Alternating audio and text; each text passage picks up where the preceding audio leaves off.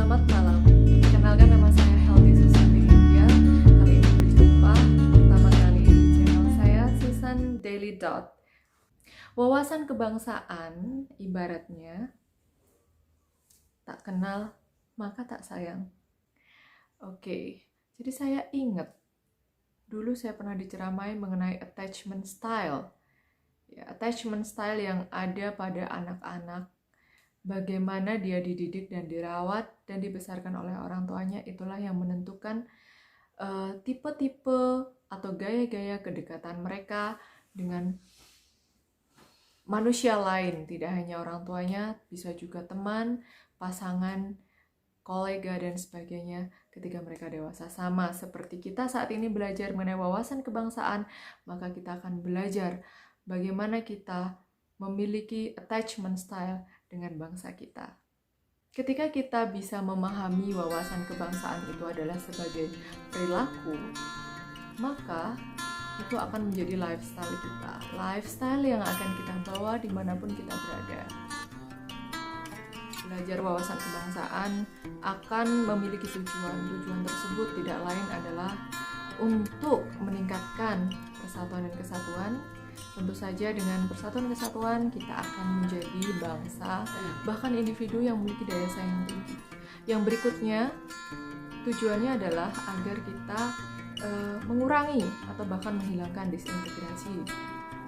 Berikutnya, tujuan wawasan kebangsaan juga mampu untuk merevitalisasi nilai-nilai Pancasila yang mungkin kita belum familiar, bahkan mampu menjaga sejarah kita. Inti dari peran ASN dan wawasan kebangsaan adalah kita mampu menjadi ASN yang mengemban amanat undang-undang. Kemudian kita juga mampu meningkatkan nasionalisme.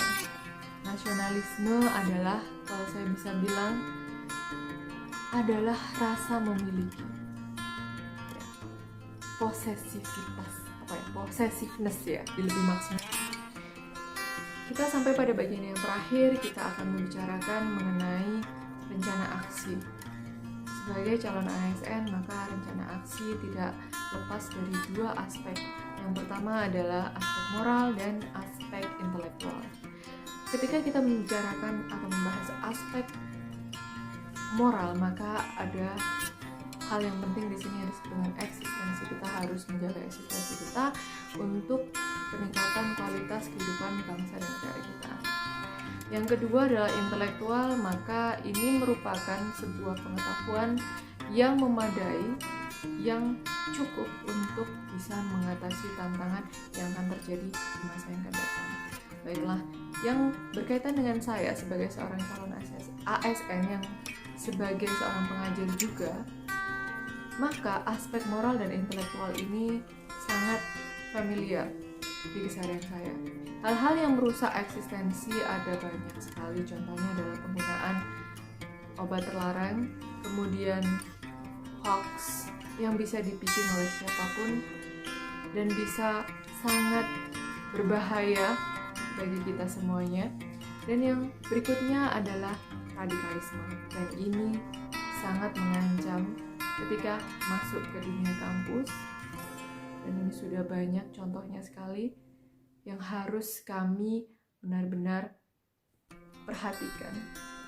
Dan yang terakhir adalah mengenai korupsi. Ini sangat familiar tentunya bagi seorang ASN, sehingga kita harus waspada. Demikianlah video saya mengenai refleksi dan summary, dan pada akhirnya pada rencana aksi mengenai satu mata diklat pertama, yaitu wawasan kebangsaan. Kita akan berjumpa kembali di channel saya di Susan Daily Dots.